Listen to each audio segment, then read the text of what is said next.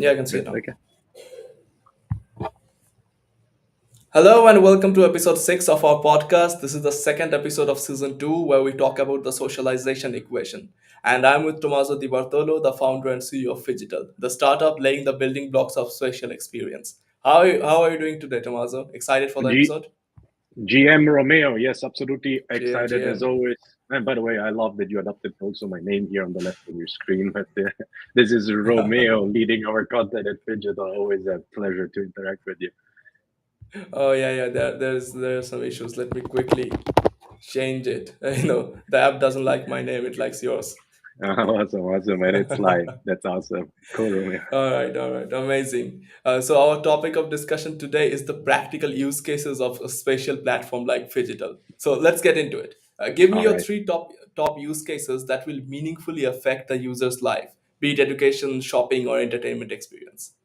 All right, awesome, excellent question as always, Romeo. First of all, what are we talking about there? You're talking about human being having the advantages of now all of a sudden or over time accessing a physical digital dimension. For those who are tuning in newly, we have this physical world that obviously we live in, right? And then we have in a browser the digital world, right? And the future, the next decades, we will be living our life, but in our life, on top of the real world, we'll be having a physical digital dimension and accessible through, at the beginning, through smartphones and then through glasses. That's the evolution. So glasses, smart glasses are going to be the default access platform, if you so want. Right? What 20 years ago were the mobile phones, right? We will be having a so-called screenless internet. Now, how are you going to access that? Well, you're going to live your life.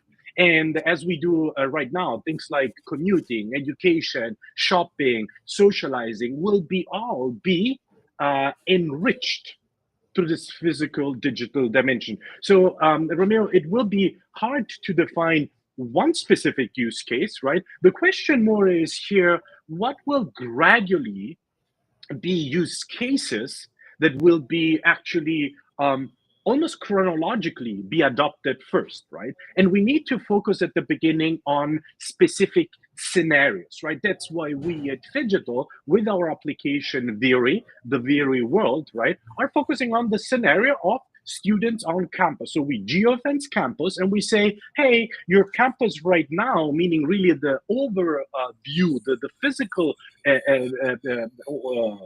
mapping of the campus is analog. What if, right, we provide a playful way for you to call it decorate, call it position art, call it um, create playful engagements, right? You see, like you can have different interpretation, but what we empower ultimately is to create experiences on top of this campus for students so that they can around and within these physical digital experience mingle, meet other people. I give you an abstract. Okay, so in New York, there is this trend right now in Q3, Q4, 2024, that people said, I have enough of all of this social and all those hookup applications, right? Because they are really ultimately not personal. So what they do is they start meeting again physically, and they organize in groups runs. And if you are up to meet someone, you wear a t-shirt black or white or vice versa, right? So people are really seeking again this physical interaction in order to have genuine connections. And the way that we have also learned over the last year and a half with students is that that is at the center of the next generation. Why? Because they're lost in this doom scrolling, right? And now slowly but surely saying, yeah, I want to meet people, and yes, I want to expand my network, and yes, and that needs to be qualified. Right. So what we do is we empower for the very first time, Romeo, to for students, for end user, for students on campus at the beginning, right, to create what we call experiences. Now, this word experiences, Romeo, is kind of untangible, right? So, think of Uh-huh. what does it mean, experience? So, experiences literally are opportunities that stimulate emotions, create the memories, right, and shape personal growth. I really love this quote, which is saying it bridges. It's a bridge, an emotional bridge within the physical world. So experience equals physical, right? But it's the bridge between the physical and my emotional world, right? Because it fosters ultimately, connection, learning, and enjoyment. And so what we do for the very first time, instead of empowering, the big concert brands and organization, the big entertainment players, you know the definition of experience is more tight as a top down, or there is a big organization doing it. Now we all can create experience. So what are experiences? These are ad hoc, okay, created, so user created, user generated. That's the reason why you heard it here the very first time, the term that we coined. We're shifting from user generated content to user generated experience, so from UGC to UGE, right? And these experiences are, again, contextual, geolocated, so user generated, geolocated.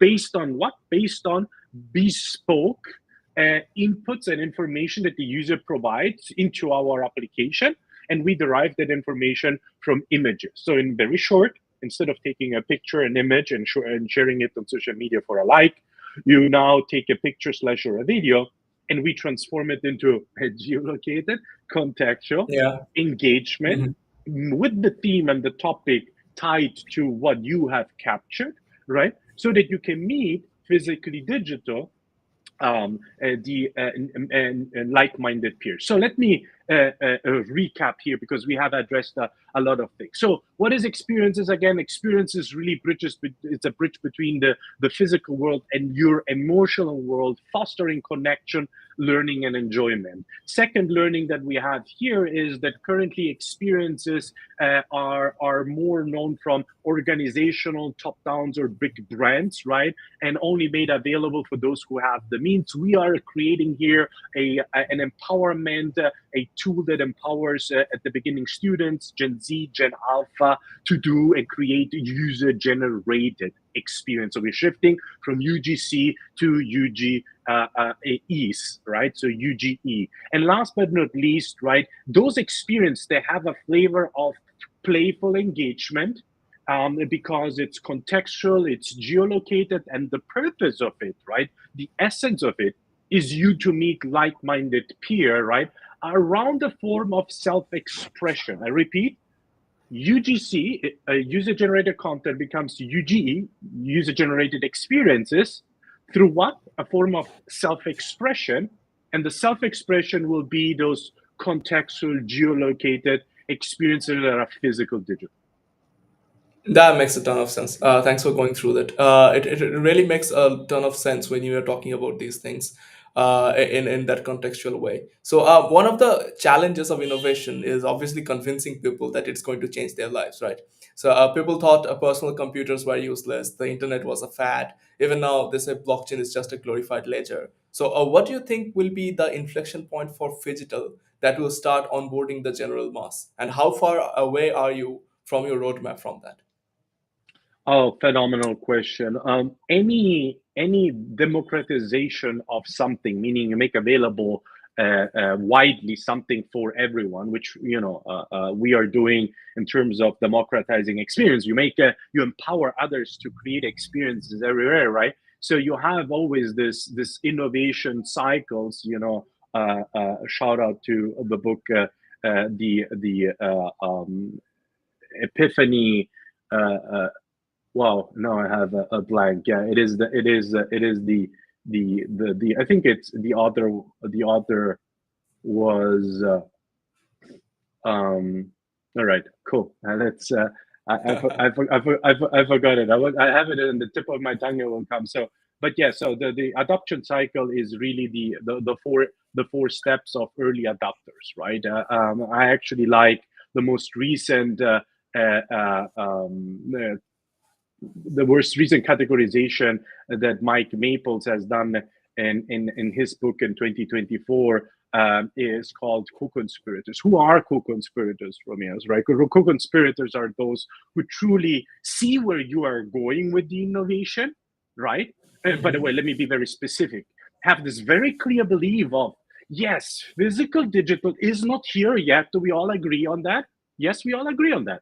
But do we also all agree and can see enough points and signs and inflection points? Also, again, refer to how Maples is saying, Mike Maples is saying, right, that the mobile hardware is allowing us to have performant spatial environment. Yes. Do we see that at CES early 2025, starting next week, we have a series, a wave of new smart glasses provided? So yes, we have inflections. So there is really this clear, not trend, but this clear, strong pull towards we are going to have a screenless internet. And early adopters are those who are seeing where you are going and accept the status quo, right? So and in order for you in the year 2024 2025 to build this early adopter this evangelizing community, right, you need to make them part of the process, right? So you need to embrace and build with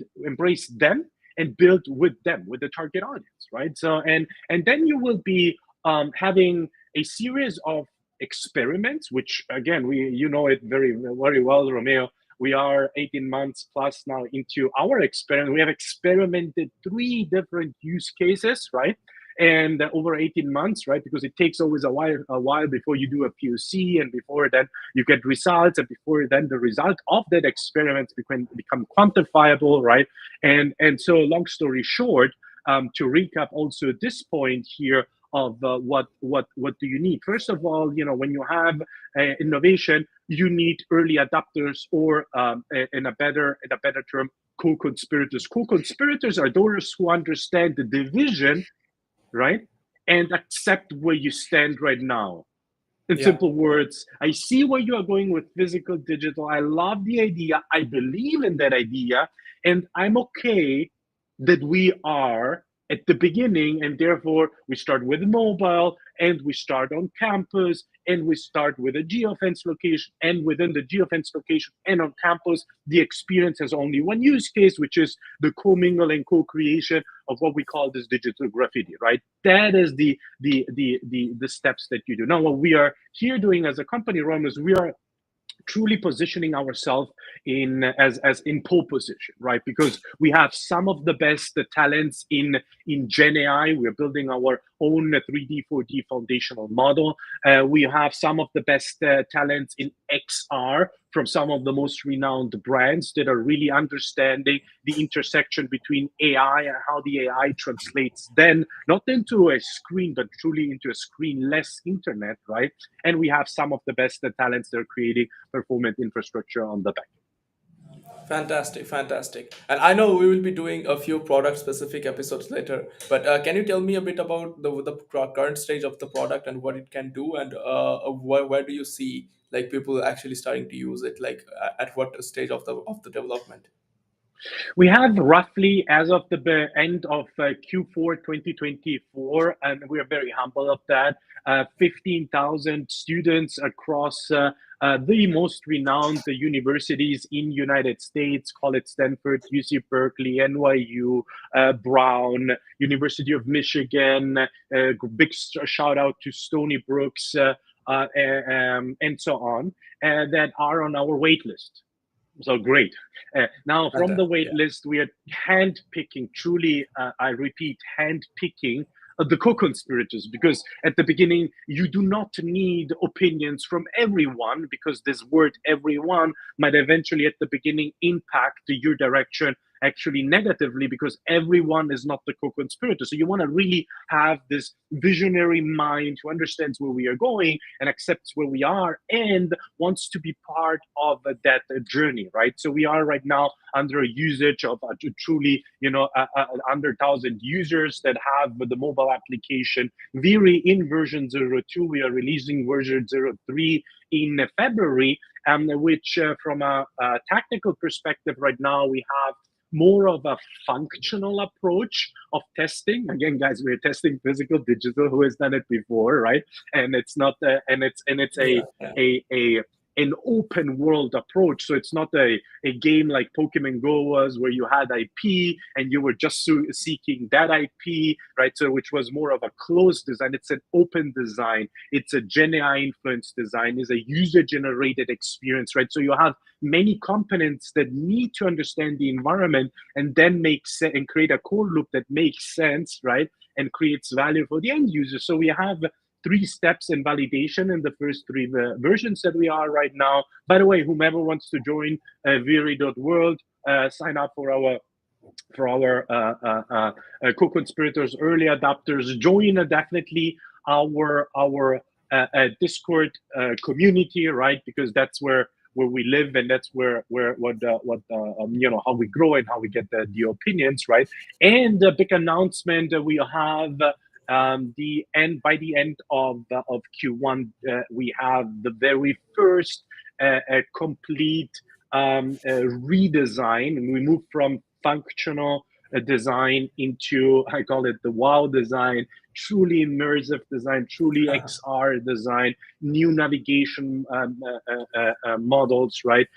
Interaction between Discord application in a very wowing way, a phenomenal usability experience.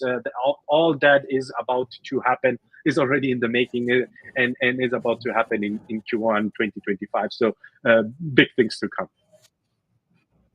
Amazing, amazing. And I cannot stress this enough, the level of research the digital team is doing, and the amount of different fields that is coming together to create this physical digital experience is really unique. And I don't think even like the companies with $1 billion of budget are actually really taking a look into this. They are probably working on specifically AI or specifically AR, VR. But this is the first place where all of this is coming together and shaping into something that's going to be completely mind blowing. And I'm sure like by version 3 or version 4, people will be like outside of the waitlist will be starting to come in and actually able to be experience this Yeah, firsthand. absolutely, Romeo. Maybe piggybacking on that,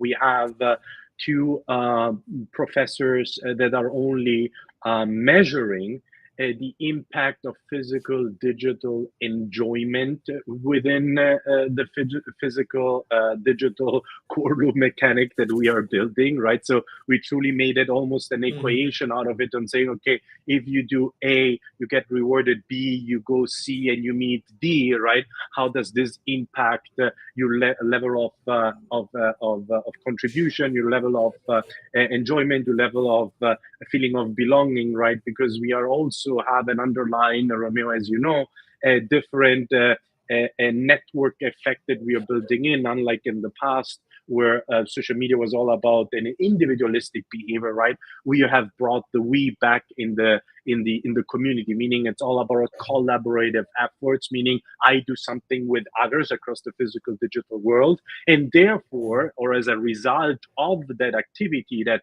I build something with others across the physical digital world, right? We are at the center of our underarching really goals is how can we invoke a feeling of belonging? How can we encourage a feeling of fulfillment, of I have achieved something, right? So these are all underlying behaviors that we have that we are baking in. And again, fidget viri.world, or please join our Discord. Your opinion is super important. We are not building it for you, we're building it with you, so please join. Yeah, hand over to you again, Romeo. You know what this reminds me of when ChatGPT launched, like I think November of 2022. Like even before the day before, we had no clue that such a an AI tool was even available, or even anyone was working on that. And the day after, like I think in a week they onboarded 1 million people because there was simply nothing like it before, right? And I think Phygital is going to be something very similar to that because like the day it launches in full scale is the same day the mass onboarding starts.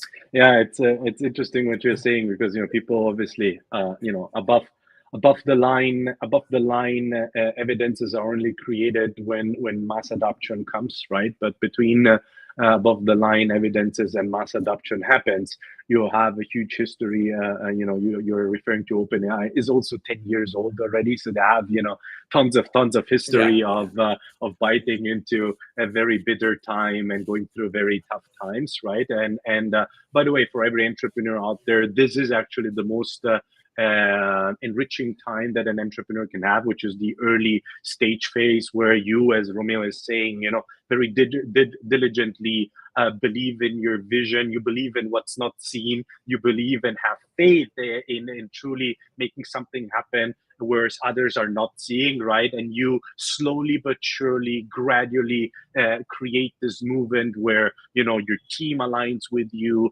the press starts aligning with you, investors obviously start aligning with you, then users start coming, right? And you see this slowly but surely coming together, and you mature over time, right? So investor means not fundraising, but means building relationship, right? Building a community doesn't mean acquisition, but it builds building relationships too, right? So these are all things that are very, after 23 years of doing startup, actually 24 in year 2025. Wow, that's a long time. Yes. So yeah, so that's what you have learned and are humbly learning every single day. Back to you, Romeo. That's beautiful. That's beautiful. Thank you, Tommaso, for your time. Thank you, everyone, for joining us. As always, we will see you in the free world. I can't wait for the next